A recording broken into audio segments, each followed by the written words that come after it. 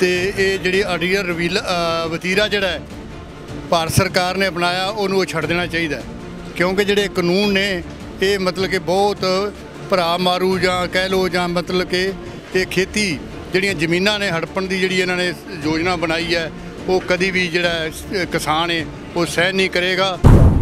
ਤੇ ਮੋਦੀ ਸਰਕਾਰ ਦਾ ਕੀ ਕਹੋਗੇ ਜਿਹੜਾ ਮੋਦੀ ਸਰਕਾਰ ਕਹਿੰਦੀ ਹੈ ਕਿ ਇਹ ਤਾਂ ਕੁਝ ਥੋੜੇ ਜਿਹੇ ਕਿਸਾਨ ਨੇ ਜਿਹੜੇ ਨਾਟਕ ਕਰਨ ਵਾਸਤੇ ਆ ਕੇ ਬੈਠੇ ਹੋਏ ਨੇ, ਸਾਡੇ ਤਾਂ ਕਿਸਾਨ ਐਗਰੀ ਨੇ।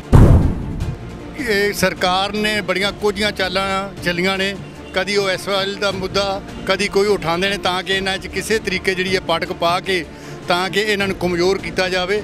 ਲੇਕਿਨ ਜਿਹੜਾ ਅੱਜ ਦਾ ਜਿਹੜਾ ਕਿਸਾਨ ਹੈ ਉਹ ਬਹੁਤ ਸੂਝਵਾਨ ਹੈ ਔਰ ਉਹ ਸਾਰਾ ਕੁਝ ਜਾਣਦਾ ਹੈ। ਇਹ ਤਾਂ ਚਾਹੁੰਦੇ ਹੀ ਵੀ ਕਿਸਾਨ ਜਿਹੜਾ ਉਹ ਅਨਪੜ੍ਹ ਹੈ ਔਰ ਇਹ 2-4 ਦਿਨ ਇੱਥੇ ਬੈਠ ਕੇ ਇਹ ਭੁੱਖੇ ਚੱਲਦੇ ਜਾਵਾਂਗੇ, ਪਰ ਇੱਥੇ ਜਿਹੜੇ ਸੰਗਤਾਂ ਨੇ ਉਹ ਸਾਲ ਦਾ ਰਾਸ਼ਨ ਲੈ ਕੇ ਆਈਆਂ ਨੇ ਔਰ ਉਹ ਇਹਨਾਂ ਦੀਆਂ ਜਿਹੜੀਆਂ ਕੋਝਾਂ ਚਾਲਾਂ ਨੇ ਉਹਨਾਂ ਤੋਂ ਸੁਚੇਤ ਨੇ। ਕਿ ਉਹਨਾਂ ਦੇ ਸਵਾਲ ਨੈਸ਼ਨਲ ਮੀਡੀਆ ਤੇ ਹੁੰਦੇ ਨੇ ਕਿ ਇੰਨੀ ਫੰਡਿੰਗ ਕਿੱਥੋਂ ਹੋ ਰਹੀ ਹੈ, ਜਿਹੜੇ ਲੰਗਰ ਲੱਗੇ ਹੋਏ ਨੇ ਥਾਂ ਤੇ ਹੱਥਾਂ ਪੈਰਾਂ ਦੀ ਪਈ ਹੋਈ ਹੈ, ਫੰਡਿੰਗ ਕਰ ਕੌਣ ਰਿਹਾ ਹੈ? ਕੋਵਿਡ-19 ਦੇ ਵਿੱਚ ਹਿੰਦੁਸਤਾਨ ਨਹੀਂ ਦੁਨੀਆ ਦੇ ਸਾਰੇ ਦੇਸ਼ਾਂ ਵਿੱਚ ਜਿਹੜਾ ਸਿੱਖ ਕੌਮ ਨੇ ਲੰਗਰ ਲਗਾਏ ਨੇ ਔਰ ਤੁਸੀਂ ਆਪ ਹੀ ਜਜਮੈਂਟ ਕਰ ਸਕਦੇ ਹੋ ਵੀ ਉਹ ਫੰਡਿੰਗ ਉਦੋਂ ਕਿਤੇ ਆਈ, ਉਦੋਂ ਕੋਈ ਨਹੀਂ ਇਸ ਬਾਰੇ ਬੋਲਿਆ। ਇਹ ਜਿਹੜਾ ਫੰਡਿੰਗ ਹੈ ਇਹ ਸਿਰਫ ਲੋਕਾਂ ਨੂੰ ਵਿਗਾੜਨ ਵਾਸਤੇ ਔਰ ਇਹਨਾਂ ਨੂੰ ਸਿੱਖਾਂ ਨੂੰ ਪਾੜਨ ਵਾਸਤੇ ਕਮਜ਼ੋਰ ਕਰਨ ਵਾਸਤੇ ਉਹ ਚਾਲਾਂ ਚੱਲ ਰਹੇ ਨੇ ਔਰ ਇਹਨਾਂ ਦੀਆਂ ਚਾਲਾਂ ਜਿਹੜੀਆਂ ਸਫਲ ਨਹੀਂ ਹੋਣਗੀਆਂ ਔਰ ਅਸੀਂ ਇਹ ਜਿਹੜੀ ਜੰਗ ਜਿੱਤ ਕੇ ਨਿਕਲਾਂਗੇ ਔਰ ਸਰਕਾਰ ਨੂੰ ਝੁਕਣਾ ਪਏਗਾ। SGPC ਦੀਆਂ ਲਟਕ ਜਾਂਦੀਆਂ ਨੇ, ਉਹਨਾਂ ਚੋਣਾਂ ਦੇ ਵਿੱਚ ਵੀ ਅਸੀਂ ਹੁਣ ਜਿੱਤ ਪ੍ਰਾਪਤ ਕਰਾਂਗੇ, ਕਿਉਂਕਿ ਉੱਥੇ ਦੀ ਅਗਰ ਗੱਲ ਕੀਤੀ ਜਾਵੇ ਤਾਂ ਸਾਰੀ ਦੁਨੀਆ ਜਾਣਦੀ ਹੈ ਕਿ ਬਾਦਲਾਂ ਦੇ ਹੱਥ ਠੋਕ ਕੇ ਬੈਠੇ ਨੇ। ਕੋਵਿਡ-19 ਦੇ ਵਿੱਚ ਹਿੰਦੁਸਤਾਨ ਨਹੀਂ ਦੁਨੀਆ ਦੇ ਸਾਰੇ ਦੇਸ਼ਾਂ ਵਿੱਚ ਜਿਹੜਾ ਸਿੱਖ ਕੌਮ ਨੇ ਲੰਗਰ ਲਗਾਏ ਨੇ ਔਰ ਤੁਸੀਂ ਆਪ ਹੀ ਜਜਮੈਂਟ ਕਰ ਸਕਦੇ ਹੋ ਵੀ ਉਹ ਫੰਡਿੰਗ ਉਦੋਂ ਕਿਤੇ ਆਈ, ਉਦੋਂ ਕੋਈ ਨਹੀਂ ਇਸ ਬਾਰੇ ਬੋਲਿਆ। ਇਹ ਜਿਹੜਾ ਫੰਡਿੰਗ ਹੈ ਇਹ ਸਿਰਫ ਲੋਕਾਂ ਨੂੰ ਵਿਗਾੜਨ ਵਾਸਤੇ ਔਰ ਇਹਨਾਂ ਨੂੰ ਸਿੱਖਾਂ ਨੂੰ ਪਾੜਨ ਵਾਸਤੇ ਕਮਜ਼ੋਰ ਕਰਨ ਵਾਸਤੇ ਉਹ ਚਾਲਾਂ ਚੱਲ ਰਹੇ ਨੇ ਔਰ ਇਹਨਾਂ ਦੀਆਂ ਚਾਲਾਂ ਜਿਹੜੀਆਂ ਸਫਲ ਨਹੀਂ ਹੋਣਗੀਆਂ ਔਰ ਅਸੀਂ ਇਹ ਜਿਹੜੀ ਜੰਗ ਜਿੱਤ ਕੇ ਨਿਕਲਾਂਗੇ ਔਰ ਸਰਕਾਰ ਨੂੰ ਝੁਕਣਾ ਪਏਗਾ। SGPC ਦੀਆਂ ਲਟਕ ਜਾਂਦੀਆਂ ਨੇ, ਉਹਨਾਂ ਚੋਣਾਂ ਦੇ ਵਿੱਚ ਵੀ ਅਸੀਂ ਹੁਣ ਜਿੱਤ ਪ੍ਰਾਪਤ ਕਰਾਂਗੇ, ਕਿਉਂਕਿ ਉੱਥੇ ਦੀ ਅਗਰ ਗੱਲ ਕੀਤੀ ਜਾਵੇ ਤਾਂ ਸਾਰੀ ਦੁਨੀਆ ਜਾਣਦੀ ਹੈ ਕਿ ਬਾਦਲਾਂ ਦੇ ਹੱਥ ਠੋਕ ਕੇ ਬੈਠੇ ਨੇ। ਸਮੇਂ 'ਤੇ ਸਰਕਾਰਾਂ ਨੇ ਜਿਹੜੀਆਂ ਉਹ ਇਸ ਨੂੰ ਬਦਨਾਮ ਕਰਦੇ ਰਹੀਆਂ ਨੇ। ਇਹ ਸਾਡੀ ਜਿਹੜੀ ਧਾਰਮਿਕ ਸੱਤਾ ਨਰੋਲ ਹੈ ਇਹ ਲੋਕਾਂ ਦੀ ਜਿਹੜੀ ਆਪਣੀ ਲੋਕਤੰਤਰ ਪ੍ਰਣਾਲੀ ਦੇ ਨਾਲ ਚੁਣੀ ਜਾਂਦੀ ਹੈ ਤੇ ਜਦੋਂ ਇਲੈਕਸ਼ਨ ਆਏਗੀ ਪਰ ਲੋਕਤੰਤਰ ਦੀ ਪ੍ਰਣਾਲੀ ਨਾਲ ਜਿਹੜੀ ਚੁਣੀ ਜਾਏਗੀ ਜੋ ਆਏਗਾ ਉਹਦੇ ਕਾਬਜ ਹੋ ਜਾਏਗਾ। ਇਹ ਕਹਿਣਾ ਕਿ ਉੱਥੇ ਪ੍ਰਕਾਸ਼ ਸਿੰਘ ਬਾਦਲ ਦਾ ਜਾਂ ਬਾਦਲ ਪਾਰਟੀ ਦਾ ਹੈ ਉਹਨਾਂ ਦਾ ਗਲਬਾ ਹੈ ਜਾਂ ਉੱਤੇ ਜੀ ਕੰਟਰੋਲ ਹੈ। ਦੇਖੋ ਜਦੋਂ ਉਹਨਾਂ ਨੇ ਟਿਕਟਾਂ ਦਿੱਤੀਆਂ ਲੋਕਾਂ ਨੇ ਇਲੈਕਸ਼ਨ ਲੜੀ ਤੇ ਜਿਹੜੀਆਂ ਵੋਟਾਂ ਉਹ ਤਾਂ ਲੋਕਾਂ ਨੇ ਦਿੱਤੀਆਂ ਨੇ, ਉਦੋਂ ਜਿਹੜੇ ਅੱਜ ਲੋਕ ਬੋਲਦੇ ਨੇ ਉਸ ਟਾਈਮ ਕਿੱਥੇ ਸਨ? 84 ਤੋਂ ਲੈ ਕੇ ਹੁਣ ਤੱਕ ਅਜਿਹੇ ਬੜੇ ਸਿਆਸਤਦਾਨ ਨੇ ਜਿਹੜੇ ਅੱਜ ਵੀ ਉੱਚ ਪਦਵੀਆਂ ਤੇ ਬੈਠੇ ਹੋਏ ਨੇ, ਜਿਹੜੇ ਦਾਗਦਾਰ ਨੇ, ਅਸੀਂ ਉਹ ਝੁਠਲਾ ਨਹੀਂ ਸਕਦੇ। ਦੇਖੋ ਬਿਲਕੁਲ ਗੱਲ ਤੁਹਾਡੀ ਮੈਂ ਗੱਲ ਦੇ ਨਾਲ ਸਹਿਮਤ ਹਾਂ ਵੀ ਪੰਜੇ ਉਂਗਲਾਂ ਇੱਕੋ ਵਰਗੀਆਂ ਨਹੀਂ ਹੁੰਦੀਆਂ। ਦਾਦੂਵਾਲ ਸਾਹਿਬ ਦਾ ਹੀ ਲੈ ਲਓ, ਉਹਨਾਂ ਨੂੰ ਕਿੱਦਾਂ ਗੁਰਦੁਆਰੇ ਤੋਂ ਚੁਕਵਾਇਆ ਸੀ, ਉਹਨਾਂ ਤੇ ਗੁਰਦੁਆਰੇ ਨੂੰ ਛਾਉਣੀ ਬਣਾ ਕੇ, ਉਹ ਚੀਜ਼ਾਂ ਸਾਹਮਣੇ ਨੇ। ਨਹੀਂ ਉਹ ਦਾਦੂਵਾਲ ਨੇ ਸਾਡੇ ਹਰਿਆਣੇ ਜੀ ਤੇ ਬਹੁਤ ਗਲਤ ਕੰਮ ਕਰੇ ਨੇ ਨਾ। ਇਸ ਲਈ ਮੈਂ ਹਮੇਸ਼ਾ ਕਹਿੰਦਾ ਹਾਂ ਬੇਸ਼ੱਕ ਤੁਸੀਂ ਪ੍ਰਧਾਨ ਹੋ, ਜਥੇਦਾਰ ਹੋ, ਅਗਰ ਤੁਸੀਂ ਸਾਡੀਆਂ ਧਾਰਮਿਕ ਸੰਸਥਾਵਾਂ ਤੇ ਕਾਬਜ਼ ਹੋ ਤਾਂ ਆਪਣਾ ਫਰਜ਼ ਸਮਝੋ। ਕਹਿਣਾ ਬਹੁਤ ਆਸਾਨ ਹੁੰਦਾ ਅਕਾਲੀ ਫੂਲਾ ਸਿੰਘ ਵਰਗੇ ਫੈਸਲੇ ਲਿੱਤੇ ਜਾ ਰਹੇ ਨੇ, ਕਹਿਣਾ ਬਹੁਤ ਆਸਾਨ ਹੁੰਦਾ, ਇੱਕ ਵਾਰ ਲੈ ਕੇ ਦੇਖੋ ਜ਼ਮੀਰ ਜਿਉਂਦੇ ਕਰਕੇ। ਖਾਲਸਾ ਏਡ ਵਰਗੀਆਂ ਸੰਸਥਾਵਾਂ ਟਰਾਲੀ ਦੇ ਵਿੱਚ ਜਾ ਕੇ ਲਿਸਟਾਂ ਬਣਾ ਰਹੀਆਂ ਨੇ ਕਿ ਇਸ ਟਰਾਲੀ ਦੇ ਵਿੱਚ ਕਿੰਨੇ ਕੰਬਲ ਚਾਹੀਦੇ ਨੇ, ਕਿੰਨੇ ਬਾਡੀ ਵਾਰਮਰ ਚਾਹੀਦੇ ਨੇ, ਕਿੰਨੇ ਪੇਸਟ ਚਾਹੀਦੇ ਨੇ, ਕਿੰਨੇ ਸਾਬਣ ਚਾਹੀਦੇ ਨੇ। ਹੁਣ ਅਗਰ ਤੁਸੀਂ ਇਹ ਸਵਾਲ ਪੁੱਛਦੇ ਹੋ ਕਿ ਫੰਡਿੰਗ ਕਿੱਥੋਂ ਆ ਰਹੀ ਹੈ ਤਾਂ ਲੱਖ ਲਾਹਣਤਾਂ ਨੇ ਇਹੋ ਜਿਹੇ ਸਵਾਲ ਪੁੱਛਣ ਵਾਲਿਆਂ ਤੇ। ਵਾਹਿਗੁਰੂ ਜੀ ਕਾ ਖਾਲਸਾ ਵਾਹਿਗੁਰੂ ਜੀ ਕੀ ਫਤਿਹ। ਗੁਰ ਪਿਆਰਿਓ, ਸੰਤ ਬਾਬਾ ਕਸ਼ਮੀਰਾ ਸਿੰਘ ਜੀ ਭੂਰੀ ਸਾਹਿਬ ਵਾਲੇ ਜਿਹੜੇ ਨੇ ਅੰਮ੍ਰਿਤਸਰ ਤੋਂ, ਉਹਨਾਂ ਵੱਲੋਂ ਇੱਕ ਸੇਵਾ ਤਿਕਰੀ ਬਾਰਡਰ ਉੱਤੇ ਕੀਤੀ ਜਾ ਰਹੀ ਹੈ। ਤੁਸੀਂ ਦੇਖ ਸਕਦੇ ਹੋ ਜਲੇਬੀਆਂ ਵਰਤਾਈਆਂ ਜਾ ਰਹੀਆਂ ਨੇ। ਲੰਗਰ ਕਿਸ ਪੈਮਾਨੇ 'ਤੇ ਤਿਆਰ ਕੀਤਾ ਜਾ ਰਿਹਾ ਹੈ, ਚਾਹ ਪਕੌੜਿਆਂ ਦਾ ਲੰਗਰ, ਜਲੇਬੀਆਂ, ਅੱਗੇ ਕੜੀ ਚੌਲ, ਹਰ ਚੀਜ਼ ਬਣ ਰਹੀ ਹੈ। ਕੈਮਰਾਮੈਨ ਨੂੰ ਮੈਂ ਕਹਾਂਗਾ ਕਿ ਇੱਕ ਵਾਰ ਇਸ ਪਾਸਿਓਂ ਅੱਗਿਓਂ ਜ਼ਰੂਰ ਆਵੇ ਇੱਧਰ ਨੂੰ ਤੇ ਅਸੀਂ ਦਿਖਾਉਣ ਦੀ ਕੋਸ਼ਿਸ਼ ਕਰਾਂਗੇ ਕਿ ਕਿਸ ਤਰੀਕੇ ਨਾਲ ਇੱਥੇ ਲੰਗਰ ਦੀ ਸੇਵਾ ਨਿਭਾਈ ਜਾ ਰਹੀ ਹੈ। ਵਾਹਿਗੁਰੂ ਦਾ ਜਾਪ ਕੀਤਾ ਜਾ ਰਿਹਾ ਹੈ ਤੇ ਵਾਹਿਗੁਰੂ ਦਾ ਜਾਪ ਕਰਦਿਆਂ ਹੋਇਆਂ ਦੁੱਧ ਦੇ ਕੜਾਹੇ ਭਰੇ ਹੋਏ ਨੇ। ਵਾਹਿਗੁਰੂ ਦਾ ਜਾਪ ਕਰਦੇ ਹੋਏ ਲਾਂਗਰੀ ਲੰਗਰ ਬਣਾ ਰਹੇ ਨੇ, ਪਕੌੜੇ ਕੱਢ ਰਹੇ ਨੇ, ਸੇਵਾ ਚੱਲ ਰਹੀ ਹੈ ਤੇ ਬਾਬੇ ਨਾਨਕ ਦਾ ਅਤੁੱਟ ਲੰਗਰ ਵਰਤਾਇਆ ਜਾ ਰਿਹਾ ਹੈ ਪੂਰੀ ਸਾਹਿਬ ਵਾਲਿਆਂ ਵੱਲੋਂ। ਤੇ ਮੈਂ ਉਹੀ ਕਹਾਂਗਾ ਜਿਹੜੇ ਪੁੱਛਦੇ ਨੇ ਨਾ ਵੀ ਸਿੱਖਾਂ ਨੇ ਦਿੱਲੀ ਦੀ ਹਿੱਕ ਉੱਤੇ ਜਾ ਕੇ ਬਹਿ ਕੇ ਲੰਗਰ ਲਾਤਾ, ਫੰਡਿੰਗ ਕੌਣ ਕਰ ਰਿਹਾ? ਫੰਡਿੰਗ ਉਹ ਬਾਬਾ ਨਾਨਕ ਕਰ ਰਿਹਾ ਹੈ ਬਹਿ ਕੇ। ਕਿਉਂਕਿ ਉਦੋਂ ਤੁਹਾਡੀ ਜ਼ੁਬਾਨ ਕਿਸੇ ਤੇ ਨਹੀਂ ਖੁੱਲ੍ਹਦੀ ਜਦੋਂ ਕਰੋਨਾ ਕਾਲ ਦੇ ਵਿੱਚ ਘਰ ਘਰ ਲੰਗਰ ਸਿੱਖਾਂ ਨੇ ਪਹੁੰਚਾਇਆ। ਤੇ ਅੱਜ ਅਗਰ ਅਸੀਂ ਦਿੱਲੀ ਦੀ ਹਿੱਕ 'ਤੇ ਆਪਣੀ ਹੋਂਦ ਬਚਾਉਣ ਵਾਸਤੇ ਆ ਕੇ ਬੈਠੇ ਹਾਂ ਤਾਂ ਫਿਰ ਅਸੀਂ ਇਹੀ ਕਹਾਂਗੇ ਕਿ ਇਹ ਲੰਗਰ ਆਪ ਮੁਹਾਰੇ ਗੁਰੂ ਨੇ ਲਵਾਏ ਨੇ। ਤੇ ਅਸੀਂ ਮਹਾਂਪੁਰਖਾਂ ਦੇ ਨਾਲ ਵੀ ਗੱਲ ਕਰਨ ਦੀ ਕੋਸ਼ਿਸ਼ ਕਰਾਂਗੇ। ਸੰਗਤਾਂ ਖੜੀਆਂ ਨੇ, ਸੇਵਾਦਾਰ ਖੜੇ ਨੇ ਜੋ ਦਿਲੋਂ ਵਾਹਿਗੁਰੂ ਵਾਹਿਗੁਰੂ ਦਾ ਜਾਪ ਕਰਦੇ ਹੋਏ ਪਕੌੜੇ ਕੱਢ ਰਹੇ ਨੇ ਤੇ ਲਗਾਤਾਰ ਲੰਗਰ ਵਰਤਾਏ ਜਾ ਰਹੇ ਨੇ। ਤੇ ਦੁੱਧ ਦੇ ਤੁਸੀਂ ਦੇਖ ਸਕਦੇ ਹੋ ਕੜਾਹੇ ਭਰੇ ਹੋਏ ਨੇ ਤੇ ਦੇਗਾ ਦੁੱਧ ਦੀਆਂ ਪੂਰੀਆਂ ਭਰੀਆਂ ਨੇ ਨੱਕੋ ਨੱਕ। ਤੇ ਇੱਧਰ ਪਿੱਛੇ ਸੰਗਤ ਬੈਠ ਕੇ ਲੰਗਰ ਛਕ ਰਹੀ ਹੈ ਤੇ ਬਾਬਾ ਜੀ ਖੜੇ ਨੇ, ਉਹਨਾਂ ਨਾਲ ਗੱਲ ਕਰਾਂਗੇ। ਵਾਹਿਗੁਰੂ ਜੀ ਕਾ ਖਾਲਸਾ, ਵਾਹਿਗੁਰੂ ਜੀ ਕੀ ਫਤਿਹ। ਬਾਬਾ ਜੀ ਹਾਂਜੀ, ਹਰਿਆਣਾ ਸ਼੍ਰੋਮਣੀ ਕਮੇਟੀ ਦੇ ਐਗਜ਼ੈਕਟਿਵ ਮੈਂਬਰ ਨੇ, ਸ਼੍ਰੋਮਣੀ ਗੁਰਦੁਆਰਾ ਪ੍ਰਬੰਧਕ ਕਮੇਟੀ ਦੇ ਐਗਜ਼ੈਕਟਿਵ ਮੈਂਬਰ ਨੇ ਜੀ। ਲੰਗਰ 'ਚ ਕਾਰ ਸੇਵਾ ਪੂਰੀਆਂ ਦੇ ਲੰਗਰ 'ਚ ਸੇਵਾ ਕਰਨ ਵਾਸਤੇ, ਸੇਵਾ ਦਾ ਯੋਗਦਾਨ ਪਾਉਣ ਵਾਸਤੇ ਆਏ। ਯੋਗਦਾਨ ਪਾਉਣ ਵਾਸਤੇ, ਦਰਸ਼ਨ ਕਰਨ ਵਾਸਤੇ। ਜੀ ਜੀ ਜੀ। ਤੇ ਹੋਰ ਹਰਿਆਣਾ ਜੋ ਗੁਰਦੁਆਰਾ ਪ੍ਰਬੰਧਕ ਕਮੇਟੀ ਉਹਦੇ ਵੱਲੋਂ ਹੋਰ ਕੀ ਯੋਗਦਾਨ ਕਿਸਾਨੀ ਸੰਘਰਸ਼ ਦੇ ਵਿੱਚ ਕੀਤਾ ਜਾ ਰਿਹਾ ਹੈ ਕਾਰ ਸੇਵਾ ਦੇ ਵਿੱਚ? ਵਾਹਿਗੁਰੂ ਜੀ ਕਾ ਖਾਲਸਾ, ਵਾਹਿਗੁਰੂ ਜੀ ਕੀ ਫਤਿਹ। 25 ਤਰੀਕ ਤੋਂ ਕਿਸਾਨਾਂ ਨੇ ਜੋ ਕਾਲੇ ਕਾਨੂੰਨ ਗੌਰਮੈਂਟ ਨੇ ਪਾਸ ਕੀਤੇ ਨੇ ਉਹਨਾਂ ਦੇ ਵਿਰੁੱਧ ਜੋ ਸੰਘਰਸ਼ ਆਰੰਭਿਆ ਉਹਦੇ ਵਿੱਚ ਸ਼ੁਰੂ ਤੋਂ ਹੀ ਸਿੱਖ ਸੰਸਥਾਵਾਂ ਜਿੰਨੀਆਂ ਨੇ ਉਹਦੇ 'ਚ ਹਿੱਸਾ ਲੈ ਕੇ ਲੰਗਰ ਦੀ ਸੇਵਾ ਕਰ ਰਹੇ ਨੇ। ਔਰ ਸ਼੍ਰੋਮਣੀ ਗੁਰਦੁਆਰਾ ਪ੍ਰਬੰਧਕ ਕਮੇਟੀ ਵੱਲੋਂ ਵੀ ਜਗ੍ਹਾ ਜਗ੍ਹਾ ਲੰਗਰ ਲਗਾਏ ਗਏ ਨੇ, ਜਗ੍ਹਾ ਜਗ੍ਹਾ ਰਹਿਣ ਬਸੇਰੇ ਇਹ ਬਣਾਏ ਗਏ ਨੇ ਤਾਂ ਕਿ ਜਿਹੜੀਆਂ ਸੰਗਤਾਂ ਨੇ ਉਹਨਾਂ ਨੂੰ ਰਾਤ ਨੂੰ ਰਹਿਣ ਦੀ ਜਿਹੜੀ ਉਹ ਸਹੂਲਤ ਮੁਹੱਈਆ ਕਰਾਈ ਗਈ ਹੈ। ਹੁਣ ਇਸੇ ਕਰਮ ਵਾਰ ਚੱਲਦਾ ਹੋਇਆ ਮੈਂ ਅੱਜ ਪਹੁੰਚਿਆ ਸੰਤ ਭੂਰੇ ਵਾਲਿਆਂ ਦੇ ਡੇਰੇ 'ਚ। ਇੱਥੇ ਵੀ ਸੰਗਤਾਂ ਜਿਹੜੀਆਂ ਨੇ ਉਹ ਲੰਗਰ ਛਕ ਰਹੀਆਂ ਨੇ ਔਰ ਸੇਵਕ ਨੇ ਜਿਹੜੇ ਉਹ ਬੜੀ ਸ਼ਰਧਾ ਦੇ ਨਾਲ ਜਿਹੜਾ ਉਹ ਲੰਗਰ ਛਕਾ ਰਹੇ ਨੇ। ਔਰ ਇੱਥੇ ਜਿਹੜੇ ਇਹਨਾਂ ਨੇ ਜਿਹੜੇ ਰਿਹਾਇਸ਼ ਹੈ ਲੰਗਰ ਦੀ ਤੇ ਜਾਂ ਰਹਿਣ ਬਸੇਰੇ ਉਹ ਜਿਹੜੀ ਸਹੂਲਤ ਹੈ ਉਹ ਵੀ ਬੜੀ ਵਧੀਆ ਢੁਕਵੀਂ ਕੀਤੀ ਹੋਈ ਹੈ ਔਰ ਕਿਤੇ ਵੀ ਕੋਈ ਕਿਸੇ ਚੀਜ਼ ਦੀ ਕਮੀ ਨਹੀਂ। ਔਰ ਅਸੀਂ ਸਰਕਾਰ ਨੂੰ ਇਹੀ ਬੇਨਤੀ ਕਰਦੇ ਹਾਂ ਵੀ ਜਿਹੜੇ ਕਾਲੇ ਕਾਨੂੰਨ ਨੇ ਉਹ ਜਲਦੀ ਵਾਪਸ ਕੀਤੇ ਜਾਣ ਔਰ ਜਿਹੜੀਆਂ ਸੰਗਤਾਂ ਨੇ ਉਹ ਅੱਜ ਜਿਵੇਂ ਠੰਡ ਦਾ ਮੌਸਮ ਚੱਲ ਰਿਹਾ ਹੈ ਤੇ ਉਹ ਸੰਗਤਾਂ ਆਪਣੇ ਘਰਾਂ ਨੂੰ ਜਾਣ।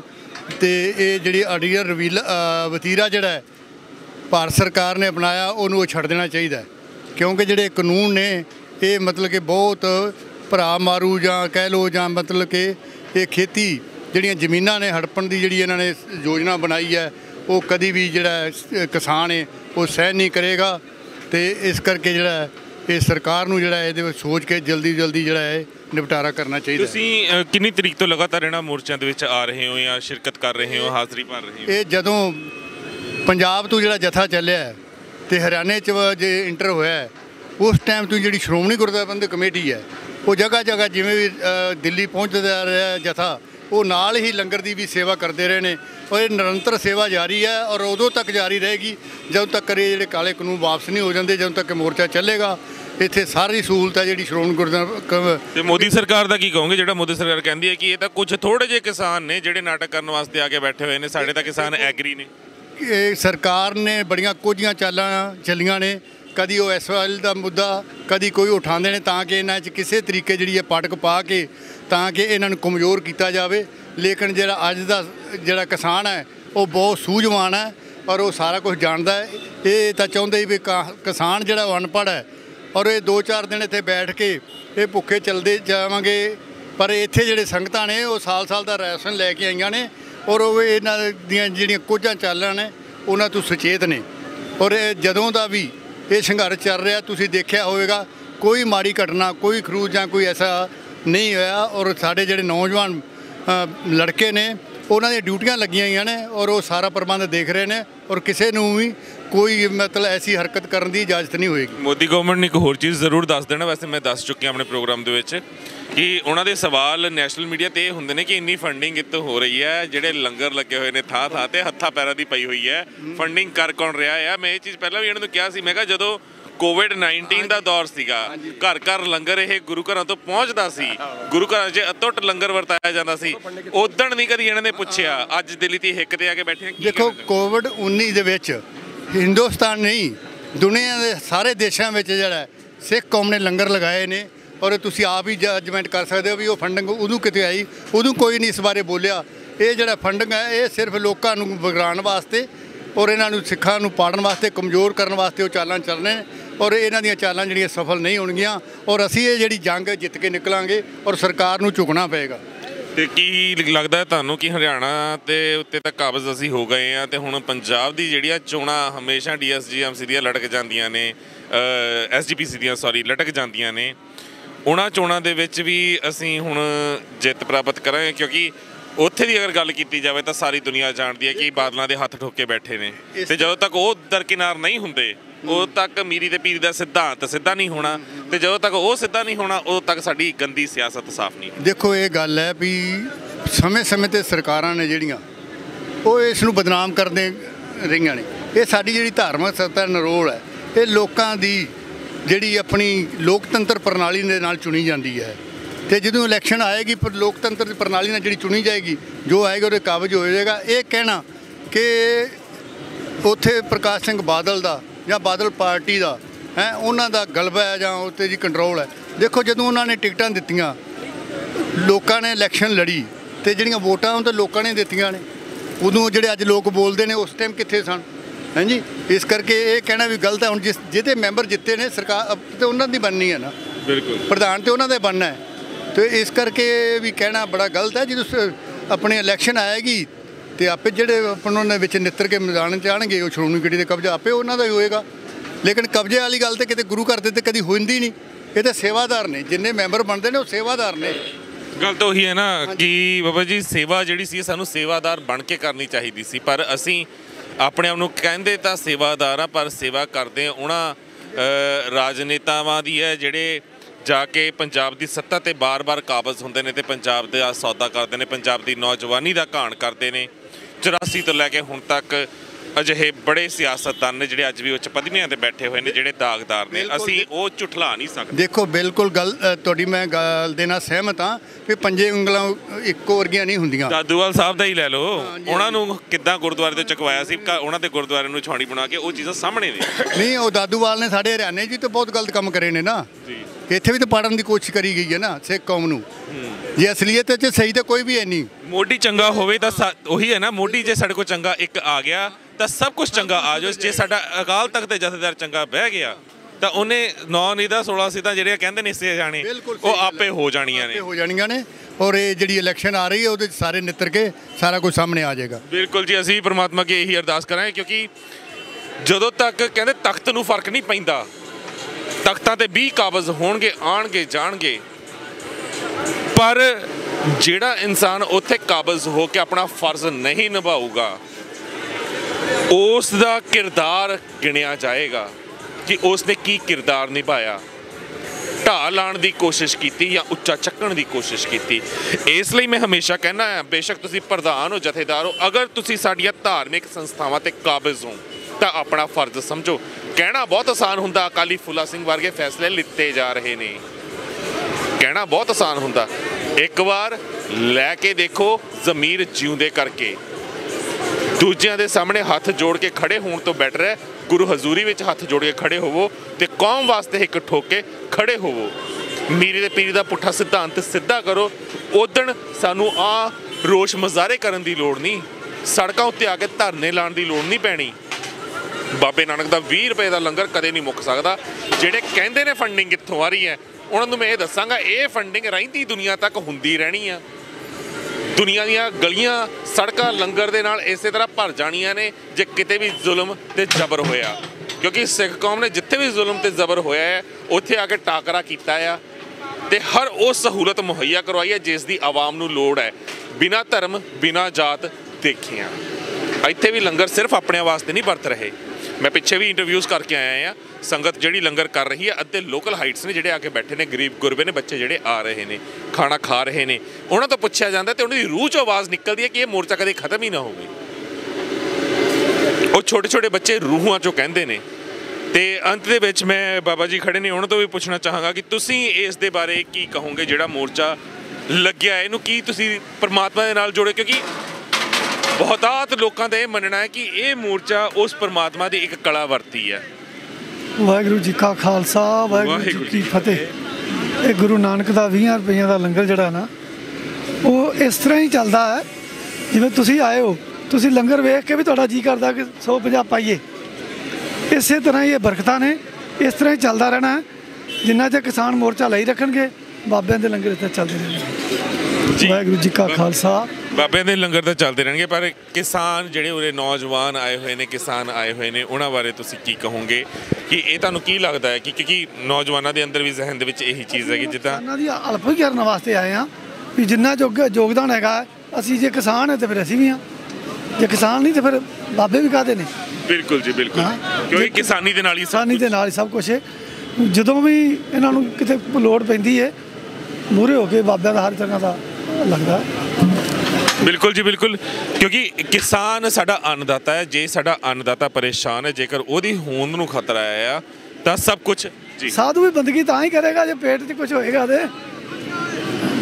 ਜੇ ਕਿਸਾਨ ਮਿਹਨਤ ਕਰਦਾ ਹੈ, ਅਸੀਂ ਉਹਨਾਂ ਕੋਲ ਗ੍ਰਾਹੀਆਂ ਲੈਂਦੇ ਹਾਂ, ਸੇਵਾ ਕਰਦੇ ਹਾਂ, ਤਾਂ ਹੀ ਤਾਂ ਲੰਗਰ ਚੱਲਦੇ। ਬਿਲਕੁਲ ਆਪਦੀ ਖੁਸ਼ੀ ਨਾਲ ਦਿੰਦਾ। ਜਿਹੜਾ ਵੀ ਸਾਡੇ ਕੋਲ ਇੱਥੇ ਲੰਗਰ 'ਚ ਆਉਂਦਾ ਹੈ ਉਹ ਲੰਗਰ ਛਕੇ ਜਾਂ ਨਾ ਛਕੇ, ਵੇਖ ਕੇ ਹੀ ਉਹ ਕਹਿੰਦਾ ਨਹੀਂ ਬਾਬਾ ਜੀ ਕੋਈ ਸੇਵਾ ਦੱਸੋ, ਬਾਬਾ ਜੀ ਸੇਵਾ ਦੱਸੋ। ਅਸੀਂ ਉਹਨੂੰ ਕਹਿੰਦੇ ਤੂੰ ਵੇਖ ਕੇ ਗਿੜਾ ਕੱਢ, ਜਿੱਥੇ ਤੈਨੂੰ ਘੱਟ ਜਾਪਦਾ ਉੱਥੇ ਸੇਵਾ ਦੇ ਦੇ। ਸਾਡੇ ਕੋਲ ਬਹੁਤ ਆਈ, ਉਹਨੂੰ ਕਿ ਵਧੋ ਵਧੀ ਫਿਰ ਵੀ ਦੇ ਜਾਂਦੇ। ਬਿਲਕੁਲ ਜੀ, ਇਹ ਬਾਬੇ ਨਾਨਕ ਦਾ ਲੰਗਰ ਹੈ, ਇਹਦੇ ਵਿੱਚ ਘਾਟ ਕਦੇ ਪੈ ਹੀ ਨਹੀਂ ਸਕਦੀ। ਤੁਸੀਂ ਇੱਕ ਖੂੰਜੇ ਤੋਂ ਦੂਸਰੇ ਖੂੰਜੇ, ਇਹ ਤਿੱਕਰੀ ਬਾਰਡਰ ਦਾ ਅੱਜ ਤੁਹਾਨੂੰ ਦਿਖਾ ਰਹੇ, ਉਸ ਤੋਂ ਪਹਿਲਾਂ ਸਿੰਘੂ ਬਾਰਡਰ ਵੀ ਤੁਹਾਨੂੰ ਦਿਖਾ ਚੁੱਕੇ ਹਾਂ, ਇਸ ਤੋਂ ਪਹਿਲਾਂ ਤੁਹਾਨੂੰ ਕੋਂਡਲੀ ਬਾਰਡਰ ਵੀ ਵਿਖਾ ਚੁੱਕੇ ਹਾਂ। ਦਿੱਲੀ ਦੀ ਹਿੱਕ ਤੇ ਜਿੰਨੇ ਵੀ ਕੋਨਿਆਂ ਤੇ ਜਿੱਥੇ ਵੀ ਮੋਰਚੇ ਲੱਗੇ ਨੇ, ਹਰ ਥਾਂ ਤੇ ਅਟੁੱਟ ਲੰਗਰ ਵਰਤਾਏ ਜਾ ਰਹੇ ਨੇ। ਖਾਲਸਾ ਏਡ ਵਰਗੀਆਂ ਸੰਸਥਾਵਾਂ ਟਰਾਲੀ ਦੇ ਵਿੱਚ ਜਾ ਕੇ ਲਿਸਟਾਂ ਬਣਾ ਰਹੀਆਂ ਨੇ ਕਿ ਇਸ ਟਰਾਲੀ ਦੇ ਵਿੱਚ ਕਿੰਨੇ ਕੰਬਲ ਚਾਹੀਦੇ ਨੇ, ਕਿੰਨੇ ਬਾਡੀ ਵਾਰਮਰ ਚਾਹੀਦੇ ਨੇ, ਕਿੰਨੇ ਪੇਸਟ ਚਾਹੀਦੇ ਨੇ, ਕਿੰਨੇ ਸਾਬਣ ਚਾਹੀਦੇ ਨੇ। ਹੁਣ ਅਗਰ ਤੁਸੀਂ ਇਹ ਸਵਾਲ ਪੁੱਛਦੇ ਹੋ ਕਿ ਫੰਡਿੰਗ ਕਿੱਥੋਂ ਆ ਰਹੀ ਹੈ ਤਾਂ ਲੱਖ ਲਾਹਨਤਾਂ ਨੇ ਇਹੋ ਜਿਹੇ ਸਵਾਲ ਪੁੱਛਣ ਵਾਲਿਆਂ ਤੇ, ਕਿਉਂਕਿ ਇਹ ਸਵਾਲ ਤੁਸੀਂ ਉਦੋਂ ਪੁੱਛੇ ਜਦੋਂ ਕੋਵਿਡ ਦੇ ਵਿੱਚ ਘਰ ਘਰ ਰਾਸ਼ਨ ਪਹੁੰਚਾਇਆ ਗਿਆ ਸੀ, ਜਦੋਂ ਕੋਵਿਡ ਦੇ ਵਿੱਚ ਘਰ ਘਰ ਲੰਗਰ ਪਹੁੰਚਾਇਆ ਗਿਆ ਸੀ, ਜਦੋਂ ਗੌਰਮੈਂਟ ਦੇ ਹੱਥ ਖੜੇ ਹੋ ਗਏ ਸੀ ਤੇ ਗੌਰਮੈਂਟ ਨੇ ਦਿੱਲੀ ਤੋਂ ਲੈ ਕੇ ਪੰਜਾਬ ਤੱਕ ਦੇ ਗੁਰਦੁਆਰਿਆਂ ਅੱਗੇ ਬੇਨਤੀ ਕੀਤੀ ਸੀ ਕਿ ਭਾਈ ਤੁਸੀਂ ਲੰਗਰ ਦੀ ਜ਼ਿੰਮੇਵਾਰੀ ਸੰਭੋ, ਗਰੀਬ ਗੁਰਬਿਆਂ ਤੱਕ ਲੰਗਰ ਪਹੁੰਚਾਓ। ਉਦੋਂ ਕਿਉਂ ਨਹੀਂ ਤੁਹਾਡੇ ਜ਼ਿਹਨ 'ਚ ਆਇਆ ਕਿ ਫੰਡਿੰਗ ਕਿੱਥੋਂ ਹੋਊਗੀ ਸਿੱਖ ਕੌਮ ਨੂੰ? ਕਿਉਂਕਿ ਤੁਹਾਨੂੰ ਪਤਾ ਸੀ ਨਾ ਇਹਨਾਂ ਕੋਲ ਫੰਡਿੰਗ ਦੀ ਘਾਟ ਨਹੀਂ ਹੋ ਸਕਦੀ, ਕਿਉਂਕਿ ਬਾਬੇ ਨਾਨਕ ਦੀ ਗੋਲਕ ਕਦੀ ਖਾਲੀ ਹੋ ਹੀ ਨਹੀਂ ਸਕਦੀ। ਇਸ ਕਰਕੇ ਗੰਦੀ ਸਿਆਸਤ ਨਾ ਖੇਡੋ। ਹੱਥ ਬਣ ਕੇ ਮੋਦੀ ਸਰਕਾਰ ਅੱਗੇ ਬੇਨਤੀ ਹੈ ਵੀ ਆਹ ਟੁੱਟ ਵਰਤਦੇ ਹੋਏ ਲੰਗਰ ਵਰਤਦੇ ਰਹਿਣੇ ਆ। ਤੁਹਾਡੇ ਉੱਤੇ ਆ 2 ਦਿਨਾਂ ਨੂੰ ਚਕਵਾ ਦਿਓ, ਤੁਹਾਡੇ ਉੱਤੇ ਆ ਮਹੀਨਾ ਵੇਟ ਕਰ ਲਓ, ਤੁਹਾਡੇ ਉੱਤੇ ਆ ਸਾਲ ਨਾ ਚਕਵਾਓ। ਇਹ ਇਸੇ ਤਰ੍ਹਾਂ ਵਧਣਗੇ ਹੀ, ਘਟਣਗੇ ਨਹੀਂ, ਤੇ ਸੰਗਤ ਵੀ ਵਧੂਗੀ ਘਟੂਗੀ ਨਹੀਂ। ਜਿੱਦਾਂ ਇੱਥੇ ਦੀ ਲੋਕਲ ਸੰਗਤ ਕਹਿ ਰਹੀ ਹੈ ਨਾ, ਅਸੀਂ ਨਹੀਂ ਚਾਹੁੰਦੇ ਸਰਦਾਰ ਵਾਪਸ ਜਾਏ, ਉੱਦਾਂ ਉਰੇ ਪੱਕੇ ਕਿੱਲੇ ਘਟ ਜਾਣੇ ਆ ਨਾ। ਨਿਹੰਗ ਸਿੰਘ ਫੌਜਾਂ ਹਿੱਲਣੀਆਂ ਨੇ। ਇਸ ਕਰਕੇ ਆਪਣੀ ਗਲਤੀ ਮੰਨੋ, ਕਾਲੇ ਕਾਨੂੰਨ ਵਾਪਸ ਲਓ, ਹੱਥ ਬੰਨ੍ਹ ਕੇ ਕਿਸਾਨ ਜਥੇਬੰਦੀਆਂ ਤੋਂ ਮਾਫੀ ਮੰਗੋ। ਹੱਸਦੀਆਂ ਖੇਡਦੀਆਂ ਜਿਹੜੀਆਂ ਸੰਗਤਾਂ ਰੋਸ਼ ਦੇ ਵਿੱਚ ਇੱਥੇ ਪਹੁੰਚੀਆਂ ਸੀ, ਉਹਨਾਂ ਨੂੰ ਹੱਸਦੇ ਖੇਡਦਿਆਂ ਰਵਾਨਾ ਕਰੋ ਘਰੇ, ਤਾਂ ਜੋ ਨਵੇਂ ਸਾਲ ਤੋਂ ਪਹਿਲਾਂ ਇਹ ਸੰਗਤਾਂ ਆਪਣੇ ਆਪਣੇ ਘਰਾਂ ਵਿੱਚ ਪਹੁੰਚਦੀਆਂ ਹੋਣ। ਪੋਹ ਦੀ ਠੰਡ ਦੇ ਵਿੱਚ ਪਹਿਲਾਂ ਹੀ ਸਾਨੂੰ ਦਰਦ ਹੁੰਦਾ ਹੈ ਛੋਟੇ ਸਾਹਿਬਜ਼ਾਦਿਆਂ ਦਾ, ਮਾਤਾ ਗੁਜਰ ਕੌਰ ਦਾ। ਅੱਜ ਤੁਸੀਂ ਉਹਨਾਂ ਦੀਆਂ ਆਹ ਨਵੀਆਂ ਪਨੀਰੀਆਂ ਨੂੰ, ਪੀੜ੍ਹੀਆਂ ਨੂੰ ਉਹ ਦਰਦ ਹੱਡੀ ਹੰਢਾ ਰਹੇ ਹੋ, ਮਹਿਸੂਸ ਕਰਵਾ ਰਹੇ ਹੋ। ਇਹਦਾ ਭੁਗਤਾਨ ਵੀ ਤੁਹਾਨੂੰ ਕਰਨਾ ਪਵੇਗਾ, ਸਾਨੂੰ ਫਰਕ ਨਹੀਂ ਪੈਣਾ। ਅਸੀਂ ਜੇ ਉਹਨਾਂ ਦੀਆਂ ਸ਼ਹਾਦਤਾਂ ਨੂੰ ਨਤਮਸਤਕ ਹੋਣ ਵਾਸਤੇ ਫਤਿਹਗੜ੍ਹ ਸਾਹਿਬ ਜਾਂਦੇ ਹਾਂ, ਅੱਜ ਉਹ ਦਰਦ ਅਸੀਂ ਉਹਦੇ ਹੰਢਾ ਰਹੇ ਹਾਂ, ਮਹਿਸੂਸ ਕਰ ਰਹੇ ਹਾਂ ਕਿ ਉਹ ਠੰਡ ਦੀਆਂ ਬੁਰਜ ਦੀਆਂ ਠੰਡੀਆਂ ਰਾਤਾਂ ਕਿੱਦਾਂ ਦੀਆਂ ਹੋਣਗੀਆਂ, ਉਸ ਠੰਡੇ ਬੁਰਜ ਦਾ ਅਹਿਸਾਸ ਕਿੱਦਾਂ ਦਾ ਹੋਵੇਗਾ। ਤੇ ਅਸੀਂ ਉਸ ਕੌਮ ਦੇ ਵਾਰਸ ਹਾਂ ਜਿਨ੍ਹਾਂ ਨੇ ਕਦੀ ਜ਼ੁਲਮ ਦੇ ਅੱਗੇ ਸੀਸ ਨਹੀਂ ਝੁਕਾਇਆ ਤੇ ਨਾ ਝੁਕਾਵਾਂਗੇ। ਗਲਤ ਹੋ, ਗਲਤੀ ਮੰਨ ਲਓ, ਹੱਥ ਜੋੜ ਕੇ ਕਿਸਾਨ ਜਥੇਬੰਦੀਆਂ ਨੂੰ ਵਾਪਸ ਭੇਜ ਦਿਓ, ਬਿੱਲ ਫੜ ਕੇ ਡਸਟਬਿਨ 'ਚ ਸੁੱਟ ਦਿਓ, ਸਭ ਕੁਝ ਖਤਮ ਹੋ ਜਾਵੇਗਾ। ਪਰ ਅਗਰ ਤੁਸੀਂ ਆਪਣੀ ਇਸੇ ਤਾਨਾਸ਼ਾਹੀ ਰਵੱਈਏ ਤੇ ਅੜੇ ਰਹੇ ਤਾਂ ਫਿਰ ਜਿੱਦਾਂ ਹਰਿਆਣੇ ਦੇ ਬਜ਼ੁਰਗਾਂ ਨੇ ਵੀ ਕਿਹਾ ਕਿ ਹਮ ਜਾਏਂਗੇ ਲਾਲ ਕਿਲੇ ਪੇ ਕੇਸਰੀ ਨਿਸ਼ਾਨ ਸਾਹਿਬ ਝੁਲਾਣੇ ਕੇ ਲਈ, ਫਿਰ ਤੁਸੀਂ ਕੀ ਕਰ ਲੋਗੇ? ਉਹਨਾਂ ਨੂੰ ਵੀ ਅੱਤਵਾਦੀ ਆਖੋਗੇ? ਇਹ ਹੁਣ ਤੁਹਾਡੇ ਉੱਤੇ ਅਸੀਂ ਛੱਡਦੇ ਹਾਂ। ਵਿਚਾਰ ਚੰਗੇ ਲੱਗੇ ਹੁਣ ਵੀਡੀਓ ਲਾਈਕ ਤੇ ਸ਼ੇਅਰ ਜ਼ਰੂਰ ਕਰਨਾ, ਬਾਕੀ ਆਪਣੀਆਂ ਭਾਵਨਾਵਾਂ ਨੀਚੇ ਕਮੈਂਟਸ ਦੇ ਵਿੱਚ ਤੁਸੀਂ ਵਿਅਕਤ ਕਰ ਸਕਦੇ ਹੋ। ਵਾਹਿਗੁਰੂ ਜੀ ਕਾ ਖਾਲਸਾ, ਵਾਹਿਗੁਰੂ ਜੀ ਕੀ ਫਤਿਹ।